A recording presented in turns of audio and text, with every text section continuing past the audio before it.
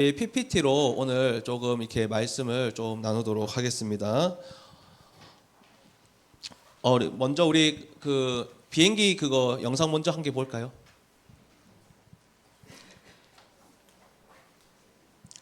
몰랐는데 이번 주일에 저는 뭐 아무도 모르고 있다가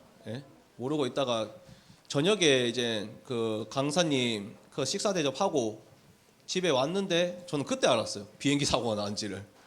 그래서 주일날 뭐 교회 일 한다고 바빠가지고 몰랐다가 보니까 아침 10시에 사고가 났더라고요. 자, 뭐 잘 아시는 뭐 내용이지만 그래서 잠시 보도록 하겠습니다.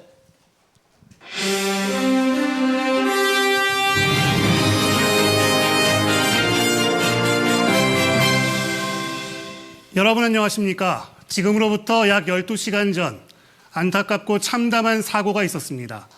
삼가 희생자들의 명복을 빕니다. 유가족분들께 진심으로 위로를 전합니다. 관련 소식 오늘 특집 9시 뉴스에서 자세히 전해드립니다. 먼저 사고 개요입니다. 승객과 승무원 181명을 태우고 전남 무안공항에 착륙하던 방콕발 제주항공 여객기가 활주로 끝에서 담장을 들이받았습니다. 이후 폭발과 함께 큰 불이 났습니다. 현재까지 구조된 인원은 안타깝게도 단 2명입니다. 최인영 기자입니다. 활주로를 미끄러지던 여객기 한 대가 담장과 충돌합니다. 이내 큰 불길과 함께 시커먼 연기가 치솟습니다. 사고가 난 건 오늘 오전 9시 3분쯤. 사고 여객기는 랜딩 기어를 내리지 못한 채 동체 착륙을 시도하다 활주로 끝 담장을 들이받았습니다. 진동 같은 거 느껴가지고 그냥 뭔가 했는데 몇 초 뒤에 팡 하는 소리가 나가지고 비행기 꼬리 쪽 부분만 이제 튀어나온 상태였고 나머지는 연기에 가려서 잘 안 보였어요. 사고가 난 여객기는 제주항공 7C2216편으로 현지 시각으로 오늘 새벽 방콕을 출발해 무안공항으로 향했습니다.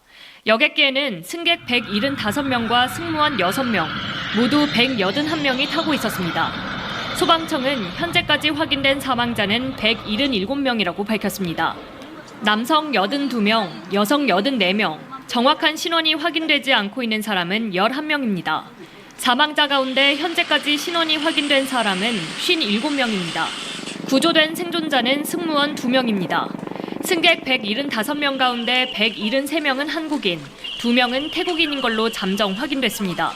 소방당국은 나머지 실종자 2명을 수색 중인데 동체가 심하게 훼손돼 확인에 어려움을 겪고 있습니다.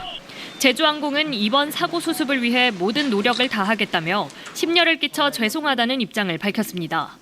국토교통부는 내년 1월 1일까지 무안공항 활주로를 폐쇄하고 사태를 수습할 방침입니다. KBS 뉴스 최인영입니다. 우리 PPT 한번 볼까요?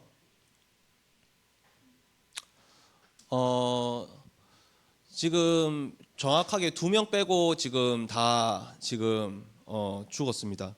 그 안에 일가족도 있고 또 그 안에 우리 지호랑 동갑내기도 있어요. 근데 이게 폭발할 때 제가 뉴스를 들어보니까 폭발할 때 몇 천도의 온도가 갑자기 한꺼번에 확 오른대요. 그러니까 순간 그냥 죽는 거예요. 그냥 고통 없이 그냥 순간. 그러니까 그 시신이 없는 겁니다. 그냥 녹아내린 거예요. 그냥 한순간에 그냥. 2명 산 그 사람도 승무원인데 맨 뒤에 앉아서 이제 안전벨트 매고 맨 뒤에 앉았는데 순간 없대요. 순간 생각이 없대요. 그 눈 떠보니까 병원인 거예요. 그 자기가 여기 왜 있냐 하면서 이런 정도로. 그러니까 이제 돌아가신 분들도 순간 이제 간 거죠. 지금 우리나라가 몇 년 꼴로 계속 이런 끔찍한 사고가 자꾸 일어나고 있습니다. 어떤 사고가 생각나요? PPT 볼까요? 세월호가 2014년도에 했잖아요. 저희가 분명히 늦게 발견한 것도 아니고 분명히 일찍 발견했는데 그대로 눈앞에서 했단 말이죠. 제가 이때 왜 기억하냐니까 제가 전도사 1년차 때였거든요. 2014년도에. 그때 여기 판잣집에 어떤 할아버지 전도하고 있다가 그 할아버지 집에 들어가서 그 할아버지한테 막 복음 전하고 있는데 그 뉴스를 트시는 거예요. 그게 뭔데? 하고 봤는데 이게 지금 큰 사고가 일어난 겁니다. 다음이요. 그리고 또 몇 년 전에 어떤 사고 일어났어요? 이태원. 그죠? 여기도 몇백 명이 죽었습니다. 지금 우리나라에 몇 년 꼴로 계속 몇백 명씩 죽어요. 이게 어찌 보면 뭔가 사람의 뭔가 잘못과 실수로 된 것처럼 보이지만 이게 어쩌다 한 번이 아니고 몇 년에 한 번씩 이렇게 지금 끔찍한 사고로 죽는다는 건 이게 뭔가 하나님한테 우리에게 던지는 메시지를 우리가 캐치를 해야 되는 겁니다. 다음이요. 지금 어떻습니까? PPT 계속 틀어주시고요. 성경에는 이렇게 이야기하고 있습니다. 창세기 3장 우리 17절에서 19절 말씀 보시면 저주를 받는 이유가 적어놨어요.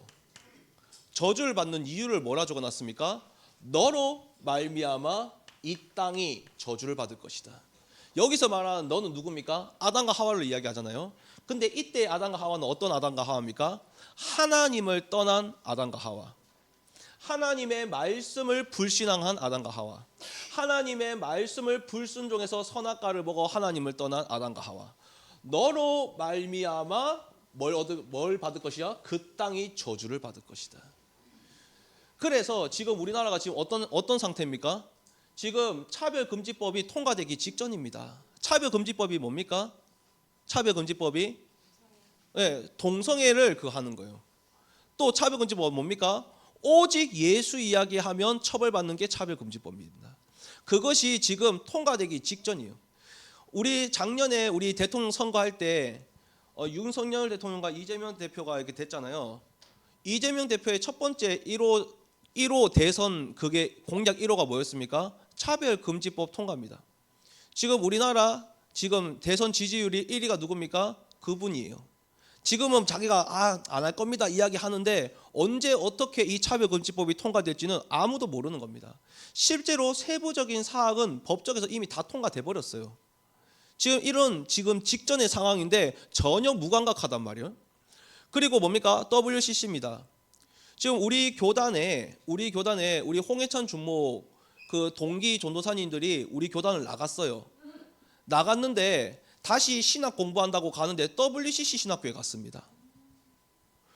우리 다락방을 2단이라 하면서 나갔으면서 WCC가 뭡니까? 기독교도 구원이 있고 불교도 구원이 있고 천주교도 구원이 있고 이슬람교도 구원이 있고 무당도 구원이 있고 다 구원이 있다는 게 WCC요. 그 신학교를 지금 들어갔다면 몇 명이. 그리고 어떻습니까? 지금 교회가 하나가 돼서 지금 모자를 판국인데 서로 물고 뜯고 난립니다. 우리 교단 안에서도 지금 교단 서로 물고 뜯고 난리예요. 그리고 심지어는 지금 신학이 어떤 신학이 지금 나왔냐? 퀴어 신학, 동성애 신학이 나왔어요. 이번에 우리 서은이가 연세대 가잖아요. 서은이가 그러더라고요. 필수 과목이 자유신학이래요. 자유신학이 뭔지 압니까? 성경을 인정하지 않는 게 자유신학이에요. 자유신학이 뭐냐? 성경을 과학적으로 접근하는 게 진짜 인간의 그 상식으로 접근하는 게 그게 성경입니다. 즉 하나님의 기적과 표적을 믿지 않는 게 그게 자유신학이요. 홍해가 갈라진 걸 보고 뭐라고 이야기한지 압니까? 밀물과 썰물 때문에 땅이 보인 거 아니냐? 어떻게 바다가 갈라지냐? 이렇게 말하고 있는 게 자유신학이에요. 예수님이 어떻게 물고기 그걸로 떡으로 5,000명을 먹이냐? 뭔가 뒤에 꽁쳐놓은 게 있었겠지. 또 아니면 예수님이 꺼내니까 제자들이 좀 더 꺼내가지고 먹였겠지. 그게 자유신학입니다. 예수님이 어떻게 무리를 걷냐, 예수님이 어떻게 부활하냐, 그걸 부정하는 게 자유신학이에요. 그런데 선교사님이 세운 연세대학교 거기에서 필수 과목으로 자유신학을 배운다니까요. 지금 이런 와중에 우리나라가 계속 어려움을 당하고 있는 겁니다. 그래서 모든 인간은 창세기 1장 27절 28절에 하나님의 형상대로 만들어졌습니다. 하나님의 형상대로 만들어졌다는 말은 사람은 하나님과 함께해야 되는 존재로 만들었어요.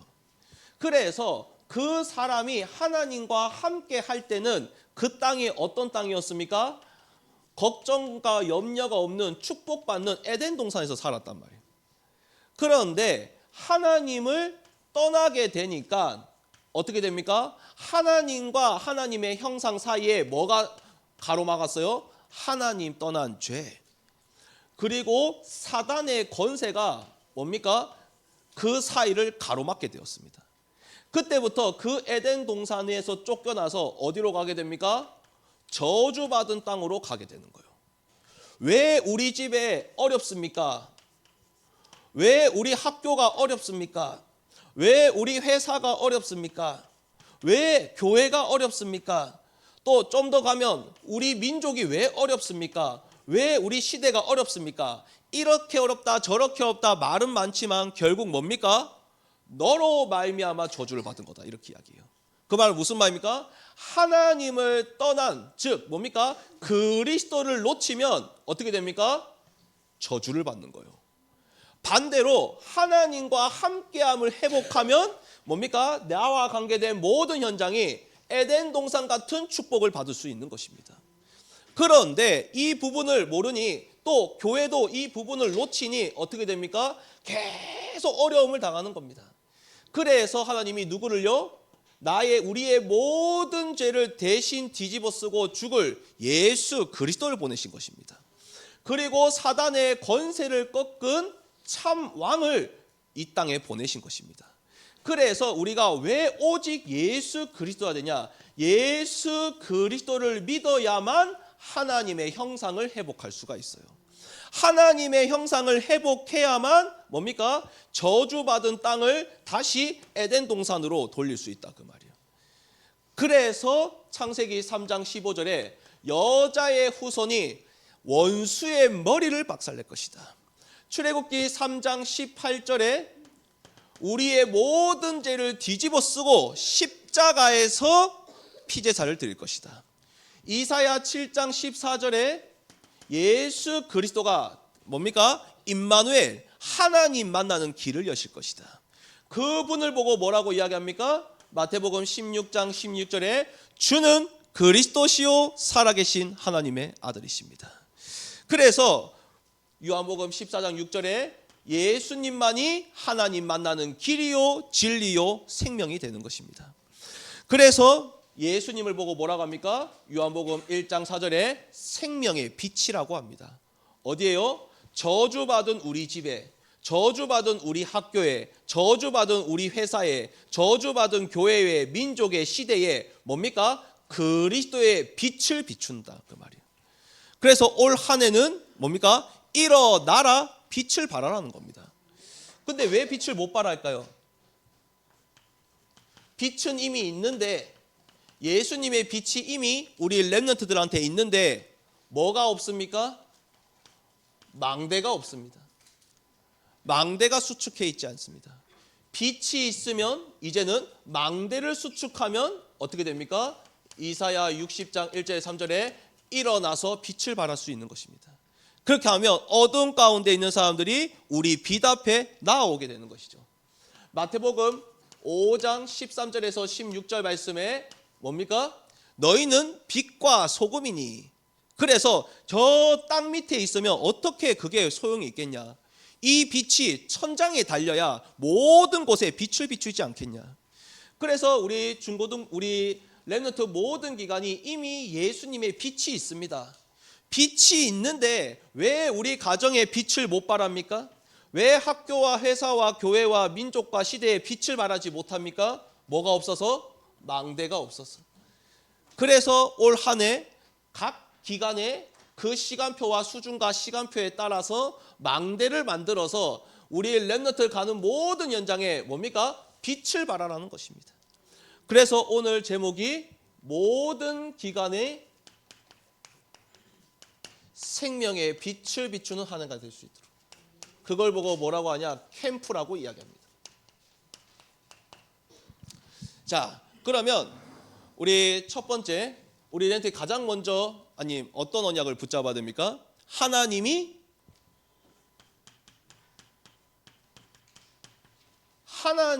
나를 선택해서 부르셨다는 걸 인정을 해야 됩니다. 에베소서 1장 4절 말씀에 언제부터요? 하나님이 나를 창세 전에 선택하여 부르셨어요. 창세 전에. 창세전이 뭡니까? 내 존재가 있기 전부터 하나님이 나를 작정해서 부르신 것입니다. 그래서 요한복음 15장 16절 말씀에 우리가 예수님을 선택한 것이 아니요 뭡니까? 예수님이 나를 택하여 그 열매를 맺게 하셨다. 그래서 우리가 사모님 때문에 교회를 왔고 목사님 때문에 교회를 왔고 부모님 때문에 교회에 온 것처럼 보이지만 아닌 것입니다. 뭡니까? 그 사람을 이용해서 하나님이 나를 부르신 거예요. 그래서 뭡니까? 우리가 예수님을 택한 것이 아니라 예수님이 나를 택하여 부르신 것입니다. 이게 인정이 안 되면 자꾸 뭐라 합니까? 나는 부모님 때문에 교회 다녀.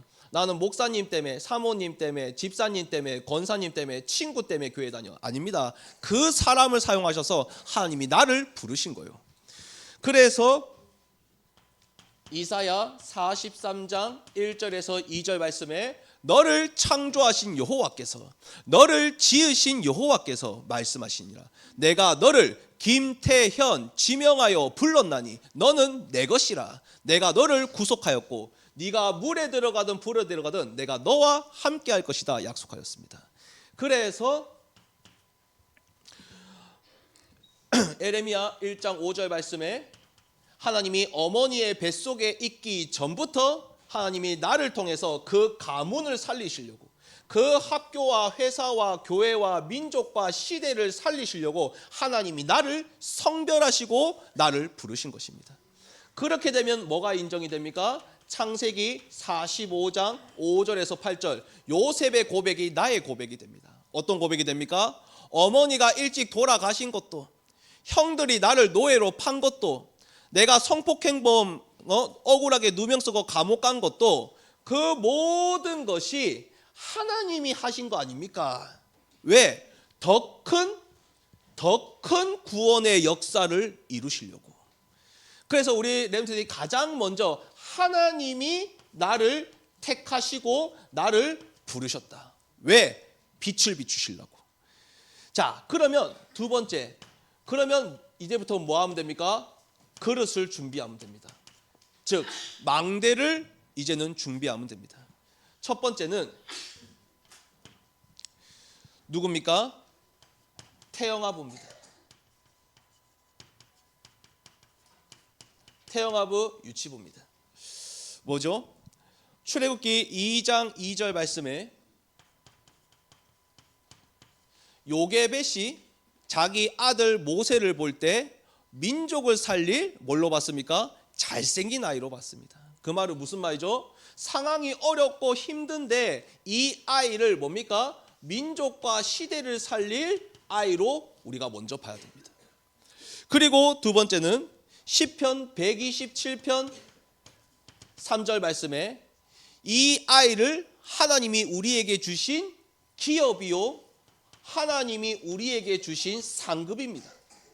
그래서 내 아이이기 전에 하나님 자녀예요. 내 아이이기 전에 하나님이 나에게 주신 태의 열매입니다.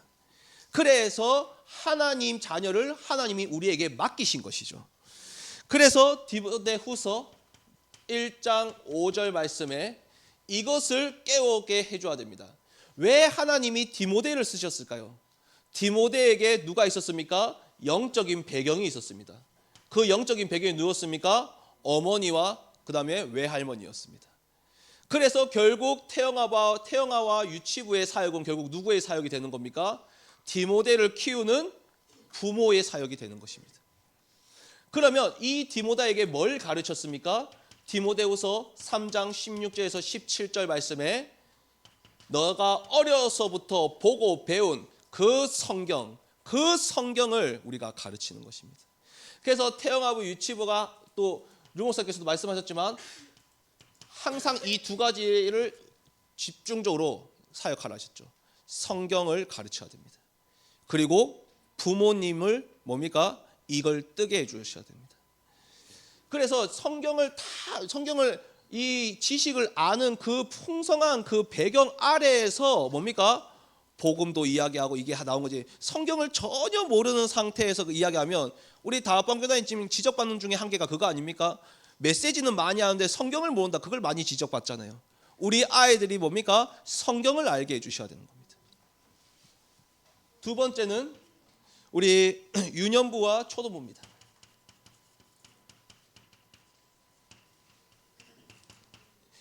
우리 유년부와 초등부 사무엘상 우리 3장 우리 1절에서 우리 18절 뭡니까? 사무엘입니다. 사무엘이 자기 처소가 아니라 어디에 누웠습니까? 언약궤 옆에 누웠어요. 그 말은 무슨 말입니까? 편한 자리가 아니라 항상 하나님이 원하시는 자리에 있었다는 것입니다. 어제 우리 12시 넘어서 잤잖아요. 우리 건호 같은 경우는 어제 새벽 4시에 중고등부 미션을 하고 잤더라고. 얼마나 일하기 힘들었을까 그 생각이 들더라고. 그런데 이곳이 하나님이 원하시는 자리이기 때문에 오는 거 아닙니까? 누구의 설교를 들어 오는 게 아니잖아요. 하나님이 원하시는 자리가 이곳이기 때문에 오는 겁니다. 여기서 뭐가 들려요? 하나님의 음성이 들려요. 그 음성이 뭡니까? 나의 말씀이 됩니다. 그리고 우리 아이들이 어릴 때부터 뭘 섬기는 걸 배워야 됩니까? 교회를 섬기는 걸 배워야 됩니다. 이 사무엘이 다니는 교회는 어때요? 교육자가 누굽니까? 나이가 많은 엘리요. 감각을 잃었어. 그리고 그 아들 홈니와 비느하스입니다. 범죄를 저지르고 있는. 그러면 교회를 바꿔야 되잖아요. 그런데 이 사무엘은 어떻게 합니까? 엘리와 홈니와 비느하스가 이런 상태인데도 끝까지 교회를 섬기고 지켰습니다. 결국 하나님은 그 사무엘을 통하여 교회를 회복시키셨죠. 그래서 우리 아이들이 교회와 주의 종의 말씀에 순종하고 청종하는 그것을 지금부터 배우는 것입니다. 그래서 유년부 초등부는 류 목사님께서 신앙생활의 규모와 기초를 배우는 시간표다 이렇게 말씀하셨어요. 그래서 우리 유년부 같은 경우에는 사도신경 막 노래하고 그러잖아요. 왜 그럴까요? 기초를 배워야 된다. 자, 그리고 우리 세 번째입니다. 우리 중고등부는 어떻게 해야 됩니까? 우리 중고등부는 이제는 달란트를 발견해야 됩니다. 그 달란트가 하나님이 원하시는 방향과 맞아야 되죠. 그래서 제가 애들한테 이렇게 표현을 많이 합니다. 각자의 달란트가 다르고 요셉이 꿈 해몽하는 게 달란트고 다윗이 양치고 돌멩이 던지는 게 달란트고 그리고 모세는 남아있는 게 지팡이 하나밖에 없고 그리고 바울은 과거에 배설물로 여기는 그 율법적인 지식들이 그게 전부였습니다. 그런데 이런 것들이 하나님과 방향이 딱 맞아 버리니까 역사를 일으키는 거예요. 즉 하나님이 나에게 주신 것, 하나님이 나에게 주신 것이 뭔가. 그래서 각자의 방향이 다 그건 거예요. 같은 방향으로 뛰면 1등, 2등, 3등이 나오지만 서로 다 다른 방향으로 뛰면 모두가 1등이 되는 겁니다. 중요한 건 뭡니까? 그 방향이 하나님이 원하시는 방향이 맞는가? 하나님 방향과 내 달란트가 일치를 하는가? 그게 중요한 것이죠. 아무리 공부를 잘하고 아무리 돈을 많이 벌어도 결국 뭡니까? 하나님과 방향이 틀리면 결국 무너지는 것입니다. 하지만 우리 중고등부가 내가 뭡니까? 작은 거라도 그래서 류 목사님께서 이런 말씀 하잖아요. 청소를 하더라도 하나님과 방향이 맞으면 된다 이렇게 하잖아요. 우리 아이들이 하나님이 나에게 주신 것, 즉 하나님이 나에게 주신 달란트가 이게 꼭 재능을 이야기하는 게 아니잖아요. 하나님이 나에게 주신 그 작은 것이 하나님과 방향이 맞을 때 하나님이 역사를 일으키신다는 거예요. 그래서 사도행전 13장 22절 말씀에 다윗을 보고 이렇게 이야기합니다. 내 마음에 합한 자라. 내가 그 뜻을 하나님의 뜻을 그 사람을 통해 이루시겠다 약속했습니다. 그래서 우리 아이들이 하나님과 방향이 맞으면 하나님의 큰 뜻이 우리 아이들 인생을 통해 이루어지는 것입니다. 그래서 고린도전서 1장 26절에서 29절 말씀에 약한 자들을 택해서 강한 자들을 부끄럽게 하시고 없고 멸시받는 자들을 택하여 있는 것들을 부끄럽게 하시니 29절에 그 어떤 육체도 하나님 앞에 자랑하지 못하게 하려 함이니라. 빌립보서 4장 12절 13절 말씀에 내게 능력 주시는 자 안에서 내가 모든 것을 할 수 있느니라. 시편 37편 5절 말씀에 너의 길을 하나님 앞에 맡겨라. 하나님이 그 인생을 이루시겠다 약속하였어요. 그래서 이사야 37장 32절 말씀에 하나님이 열심인 그곳에 내 인생이 있으면 되는 것입니다. 하나님이 열심인 곳이 어디 있을까요? 디모데전서 2장 4절 말씀에 하나님은 모든 사람이 그리스도를 알고 하나님 앞에 돌아오기를 원하시는 것입니다. 즉 전도와 선교에 내 달란트의 방향을 맞추면 하나님이 이루시겠다 약속하셨어요. 하나님이 열심인 그곳에 우리 아이들이 있으면 되는 것이죠. 그래서 청소를 하더라도 하나님 뭡니까? 내가 전도와 선교를 위해 하겠다. 하나님이 하시겠다는 겁니다. 그래서 우리 아이들이 뭔가 특별한 재능을 발견한다는 것이 아니라 우리 아이들이 주신 그 작은 것이 하나님이 원하시는 방향에 맞을 수 있도록 하는 것입니다. 그래서 저도 지금 기도하고 있는 게 뭐냐니까 저도 잘은 못하지만 그래도 어쨌든 중국어 조금은 공부했잖아요. 또 저희 사모도 그 광주에 있는 교회 다닐 때 그 북경에 있는 단기 선교팀 팀장이었거든요. 그리고 북경에 있는 선교사님이 저희들을 소개시켜 줬거든요. 어찌 됐든 간에 중국에 뭔가 있어요. 또 전 이번에 홍콩 안 갈라 했거든요. 이번엔 필리핀 갈라 했거든요. 근데 계속 어떻게 하다 또 홍콩을 가요. 계속 홍콩 쪽으로 가게 돼요. 하나님이 뭡니까? 하나님이 나에게 주신 것에 방향을 맞추면 하나님이 하시겠다는 거예요. 그래서 저는 계속 중화권을 놓고 기도할 수밖에 없는 겁니다. 내가 원하는 게 아니고 하나님이 나에게 하라고 하신 것, 하나님이 나에게 뭡니까? 명령하신 것, 그것이 뭡니까? 방향에 맞아지면 되는 거예요.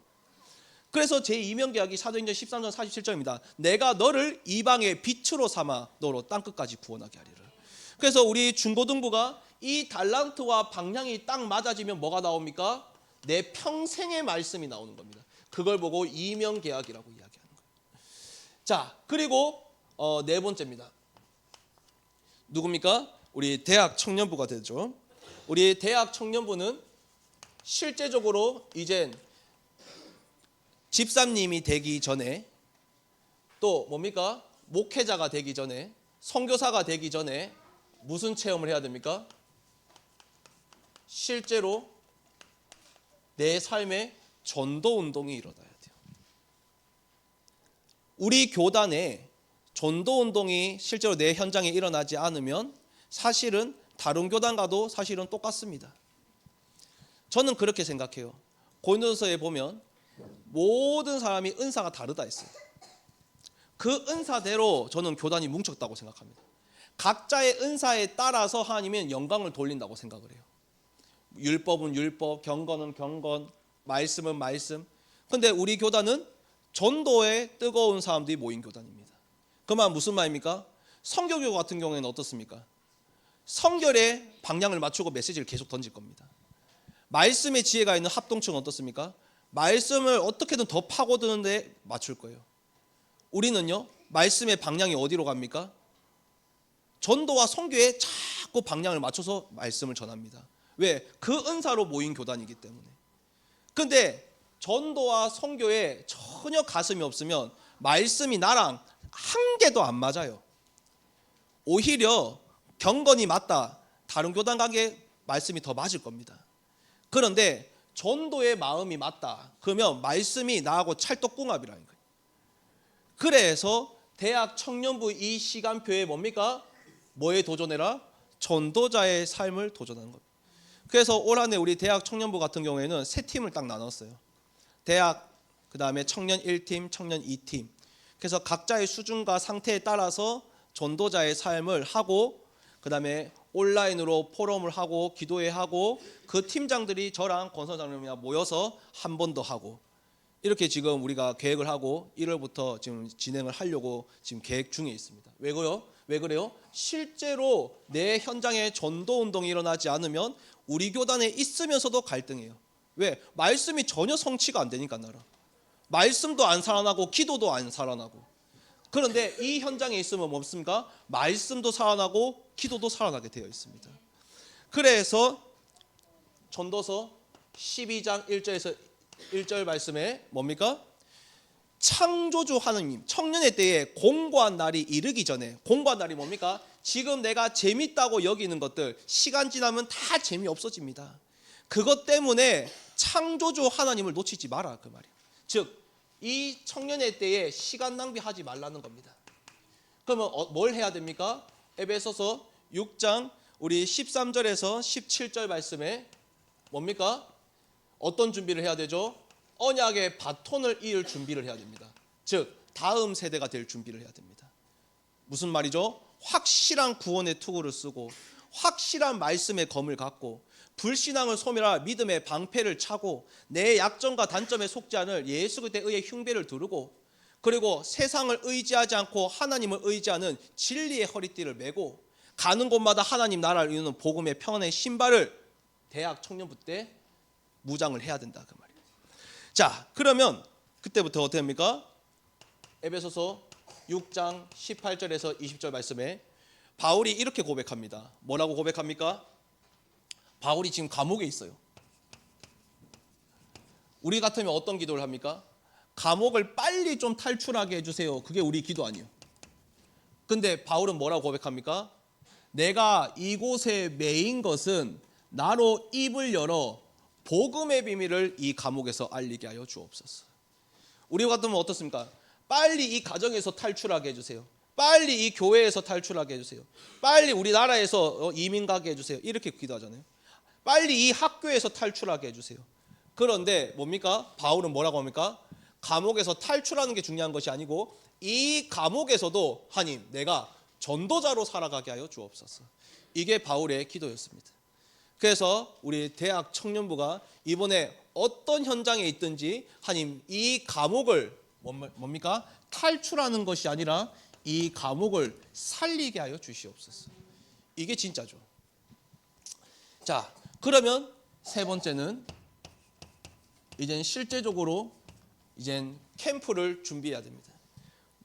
뭘 준비합니까? 첫 번째는 이렇게 되면 나를 100% 준비하라. 나를 100% 준비하는 게 무슨 말이죠? 지금 내 안에 있는 흑암의 망대를 어떤 망대로? 이 시간표 속에 있으면 하나님의 망대로 바뀌는 시간표. 그래서 제가 우리 중고등부한테는 자주 이야기하는데 내 안에 어떤 게 박혀 있느냐가 굉장히 중요하죠. 어떤 사람은 상처가 박혀 있어요. 어떤 사람은 불신앙이 딱 박혀 있어요. 또 어떤 사람은 세상의 가치관이 박혀 있어요. 문제 왔어요. 사람 만나요. 환경 만나요. 상황에 닥쳤어요. 모든 것을 상처로 바라봐요. 모든 것을 불신앙으로 바라봐요. 모든 것을 세상의 가치관으로 바라봐요. 그래서 이사야 22장 22절에서 24절 말씀에 내 안에 뭡니까? 하나님의 말씀을 잘 박힌 모처럼 박으면 작은 문제부터 큰 문제까지 하나님의 영광으로 걸리게 하시겠다 약속하셨어요. 그래서 문제가 있는 게 중요한 것이 아니고 내 안에 뭐가 박혀 있느냐가 더 중요한 것이죠. 그런데 보통은 이거는 절대 안 바꾸고 싶어 합니다. 그리고 뭐만 바꾸고 싶어요? 이것만 바뀌면 된다고 생각해요. 문제를 바꾸고 사람을 바꾸고 환경을 바꾸고 뭡니까? 상황을 바꾸고. 근데 성경 말씀에 뭐라 적혀 있습니까? 문제는 언제든지 와요. 사람, 나랑 맞는 사람 별로 없어요. 환경, 상황 똑같습니다. 중요한 거 뭡니까? 네 안에 무슨 망대가 있느냐, 그게 더 중요하다. 그렇게 되면 어떻게 됩니까? 어떤 문제, 어떤 사람, 어떤 환경, 어떤 상황도 승리하게 되는 거예요. 내 안에 뭐가 박혀 있는가. 그래서 태영아부부터 대학 청년부까지 이번에 이 시간표와 이 수준과 이 상태에 따라 이번에 인도를 받는 첫 번째 목표는 뭡니까? 내 안에 태영아부도 유년부 초등부도 중고등부도 대학 청년부도 첫 번째 목표는 뭡니까? 내 안에 하나님의 망대를 세우게 하여 주옵소서. 그걸 보고 바꿀 것이라고 이야기합니다. 두 번째는 뭐를 100% 합니까? 현장을 100% 합니다. 현장을 100% 한 건 무슨 말입니까? 말 그대로 우리 렘넌트들이 렘넌트들이 실제로 뭘 받게 만들어줘야 됩니까? 성령의 인도를 받게 만들어줘야 돼요. 이걸 통해서 제가 이번에 그 베트남 그 캠프를 하는데 제가 계획해 놓은 게 한 개도 된 게 없어요. 며칠에 이거 해야 되겠다. 며칠에 이거 해야 되겠다. 그다음에 이거 제 계획대로 된 게 한 개도 없어요. 그런데 매 순간 물어봤습니다. 하나님, 성령의 인도가 뭡니까? 성령의 인도가 뭡니까? 보통은 내 인도대로 안 되면 보통은 때려치웁니다. 그런데 성령의 인도가 뭡니까? 성령의 인도가 뭡니까? 이거를 계속 질문하면서 인도받으니까 내 능력과 상관없는 사람들이 붙는 거예요. 성령의 역사. 그래서 이번에 우리 그 베트남 캠프가 이번에 뭐 류목사님까지 보고 들어갔다잖아요. 근데 그거 통해서 지금 토요일, 일요일, 주일에 지금 25명, 30명씩 지금 계속 한국어 수업이 돼가고 있거든요. 그 전까지는 억지로 하려도 안 됐어요. 억지로 하려고 안 됐다니까요. 그런데 성령 인도 받으니까 성령의 역사가 보이고 성령의 역사 안에서 뭡니까? 성령의 열매가 나오는 거예요. 성령의 열매는 뭘까요? 성령의 열매는 결국 제자입니다. 이번에 우리 지금 천따이쯤 와 있잖아요. 한국말도 잘 안 돼요. 지금 옆에 지금 찍은지 사람도 없어서 지금 내가 뭔 말하는지도 모르고 지금 앉아 있어요. 근데 어제 새벽 1시에 제가 집에 데려다 주는데 자꾸 그러는 거예요. 목사님, 교회가 좋아요. 교회가 좋아요. 이렇게 하는 거예요. 아니, 저런 사람 우리가 어떻게 만납니까? 성령의 인도에 따라 성령의 역사가 일어나면 성령의 열매는 하나님이 주신다 그 말이에요. 저런 사람 우리가 어떻게 만나요? 우리가 억지로 그 외곽 근데 그 수많은 그 외국인 중에 우리가 어떻게 찾냐 그 말이에요. 그래서 우리 아이들이 이걸 통해서 뭘 하게 만듭니까? 성령의 인도와 성령의 역사와 성령의 열매를 체험하게 만들어 주는 게 그게 현장 100%입니다. 자, 그러면 세 번째는 그 안에서 우리는 뭘 찾습니까? 지속할 시스템을 찾습니다. 지속할 시스템이 뭡니까? 결국 이 안에서 끝까지 지속할 제자를 찾아서 세우는 게 그게 진짜죠. 그리고 이 안에서 뭡니까? 진짜 할 그 시스템을 세우는 게 그게 진짜입니다. 그래서 류 목사님 같은 경우에는 이것만 본다잖아요. 왜? 실제로 전도가 운동이 되려면 어떻습니까? 전도가 운동이 되려면 이번에 베트남 캠프가 축구로만 끝났으면 이렇게 못했어요. 근데 그 뒤에 우리가 그 공단에 한국어 수업 준비, 한국어 할 장소와 또 한국어 강사와 그 다음에 그 모든 것을 이미 다 준비를 해놓고 시작을 했단 말이에요. 그 말 무슨 말입니까? 이걸 준비 안 하면 각 기관에서 이걸로 끝납니다. 전도한 일회성으로 끝납니다. 근데 이것이 뭡니까? 운동이 되려면 뭘 찾아야 됩니까? 이걸 찾아야 돼요. 이게 이해가 되면 이게 이런 거구나. 이게 정말 재밌거든요, 이게. 그래서 모든 기간에 뭡니까? 하나님의 망대를 바꾸고 또 현장에 우리 아이들이 이 역사를 보게 한 다음에 그 다음에는 우리의 눈은 어디로 가 있어야 됩니까? 지속할. 이번에 우리 그 종혁이하고 종국이가 저한테 와가지고 그런 얘기 하더라고. 목사님, 우리 중고등부도 이렇게 하고 저렇게 하고 막 이야기를 하더라고요. 그래서 제가 고민하고 있던 게 그거였거든요. 우리 중고등 대학 청년부는 이제 이거를 전도자의 삶 이 포럼으로 이제 시작을 했는데 우리 중고등부는 이때까지 이걸 하고 있었거든요. 말씀 계속 적는 거 5개씩 적고 이거 하는 걸 계속 하고 있었거든요. 그런데 이제는 진짜 이 중고등부 중에서 하나님 지속할 제자가 누굽니까 하는데 제거들이 저한테 와서 이야기를 하더라고요. 그래서 제가 했어요. 아무나 다 하라고 하지만 하려고 하는 애들만 와서 해야 돼. 하려고 하는 애들만 와서. 그래야 뭡니까? 전도 운동이 일어나요. 이거를만 못 보면 우리 교단에 백날 있어도 사실은 계속 갈등이 있습니다. 왜? 본인한테 생명 운동이 안 일어나기 때문에. 전도 운동이 일어나야 되는 거예요. 그래서 하나님 계속 이 눈을 뜨는 겁니다. 하나님, 우리 중고등부 안에서도 대학 청년부에서 그게 다 제자다, 다 제자가 아니다 그 뜻이 아닙니다. 그 시간표와 그 상태와 그 상황에 하나님이 준비된 제자가 있다 그 말이에요. 근데 그때 아니더라도 그 다음 해에 또 반응하는 사람들이 있다는 거예요. 그 사람을 붙잡고 딱 하는 거다 그 말이에요. 그래서 제가 이번에 전국의 종료기한테도 그런 얘기했어요. 뭐 아무데나 어중이 떠중이 다 그거 하지 말고 하려고 하는 애들만 우리가 하면 된다. 그 소수가 전체를 바꾸는 거예요. 그래서 이거를 우리가 계속 우리가 뭡니까? 결론에 이 언약을 붙잡고 이제는 목사님 우리 기간은 어떻게 캠프합니까? 저도 모릅니다. 기도 속으로 들어가시면 돼요. 목사님 김태현 부목사님이 이렇게 했으니까 우리도 축구하자. 아닙니다. 매번 성령의 인도는 그때요. 매번 다릅니다. 성령의 인도는. 그렇지 않으면 기도하지 않죠. 그래서 전도서 4장 12절에 뭐죠? 한 사람은 끊어지기 쉽지만 두세 사람은 끊어지기 쉽지 않으니라. 이걸 보고 신앙의 공동체라고 합니다. 나 혼자 그냥 신앙생활 잘하면 되는데 왜 굳이 교회를 만들어서 이렇게 하게 합니까? 신앙의 공동체. 그리고 마태복음 18장 20절 말씀에 그 두세 사람이 있는 곳에 누구도 함께 하시겠니? 예수님도 함께 하시겠다고 약속을 하셨어요. 그래서 누가복음 24장 44절에서 49절 말씀에 예수님께서 뭐라고 말씀하십니까? 52절 말씀까지 뭐라고 말씀하십니까? 캠프를 해라 이렇게 이야기해 놓고 그 다음에 뭐라 합니까? 위에서 능력 줄 때까지 기다려라 이렇게 이야기해요. 그리고 이 사람들이 성전에서 예배하며 찬양합니다.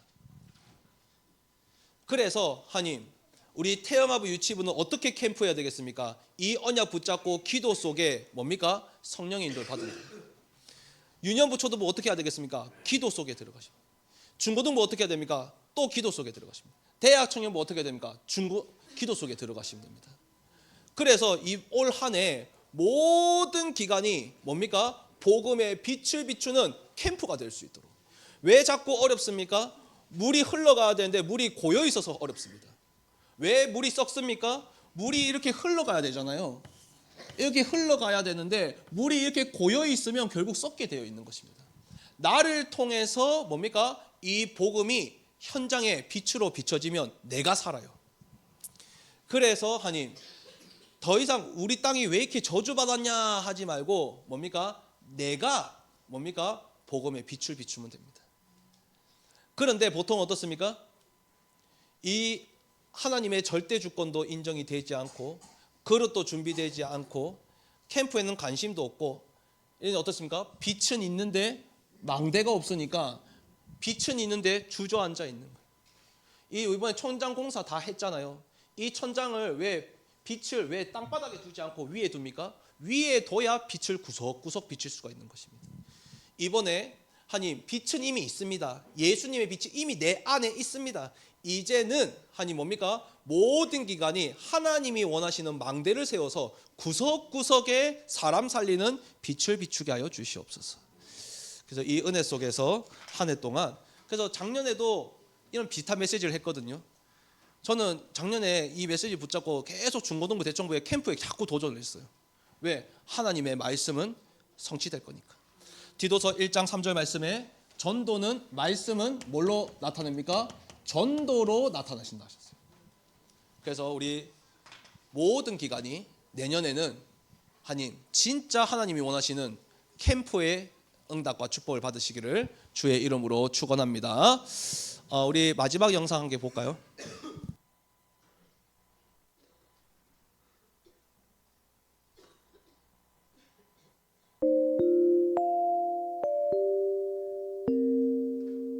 서치타임즈 김효정입니다. 여러분 오랜만에 인사드립니다. 나라가 정말 어렵고 혼란스러운 가운데 우리가 해야 할 것은 간절한 기도가 아닌가 생각합니다. 우리보다 역사가 긴 미국도 여러 번 위기를 겪었지만 대통령을 중심으로 국민들의 기도를 모아 여러 어려움을 극복해왔습니다. 국가적 위기 앞에 고난을 희망으로 바꿔냈었던 미국 대통령들의 기도문을 소개하겠습니다. 아브라함 링컨은 남북전쟁이 중반으로 접어들어 한창 치열했던 무렵인 1863년 4월 30일 목요일을 국가적인 금식기도의 날로 정하고 연설을 통해 회개와 기도를 요청했습니다. 우주를 다스리시는 하나님의 전능하신 능력을 인정하고 의지하는 것은 사람의 의무일 뿐 아니라 모든 나라의 의무입니다. 그들의 죄와 허물을 겸손하게 자백하는 진정한 회개는 하나님의 자비와 용서를 입을 수 있을 것이라는 확신을 갖게 합니다. 성경에서 선포되고 역사를 통해 입증된 대로 최고의 진리이신 하나님을 인정하고 하나님을 주님으로 모신 나라들만이 참 복을 누리게 됨을 믿는 것은 우리 모두의 의무입니다. 우리는 하늘에서 골라준 선물을 받아 누려왔습니다. 지난 수년 동안 우리는 평화와 번영을 누려왔습니다. 우리는 수적으로, 물질적으로, 그리고 군사력에서도 지구상의 다른 어떤 나라도 경험하지 못할 만큼 월등히 성장했습니다. 하지만 우리는 하나님을 잊었습니다. 우리에게 평화를 누리게 하시고 번성하게 하시고 부유하게 하시며 힘이 있게 하신 그 은혜로운 손길을 잊어버렸습니다.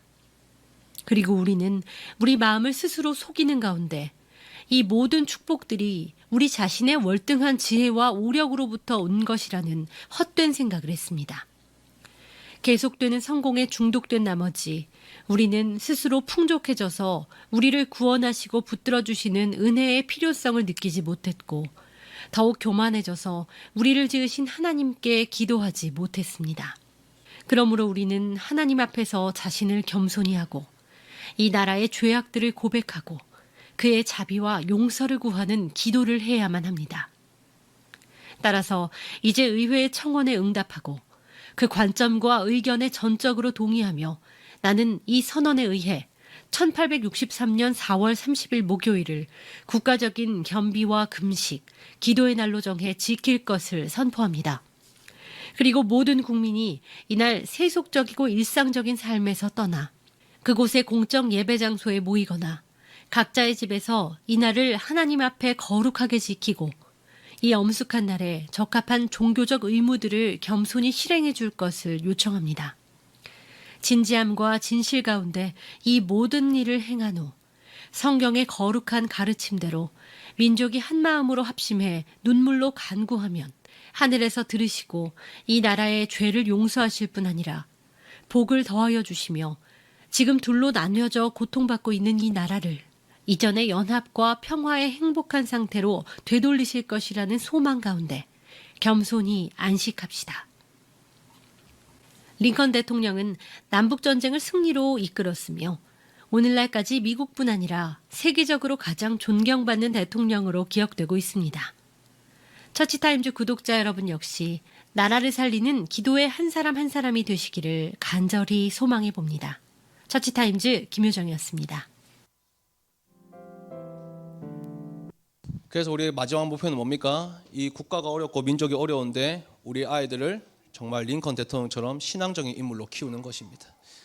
모든 분야에 또 아니 모든 지역에 또 모든 교회에 그래서 우리 램투데이 20년 내에 하나님 모세와 같은 지도자로 설 수 있도록 기도 부탁드립니다. 기도하겠습니다. 하나님 감사합니다. 우리 오늘 태영아부부터 대학 청년부까지 모든 기관이 모여서 하나님 앞에 예배를 드리고 있습니다.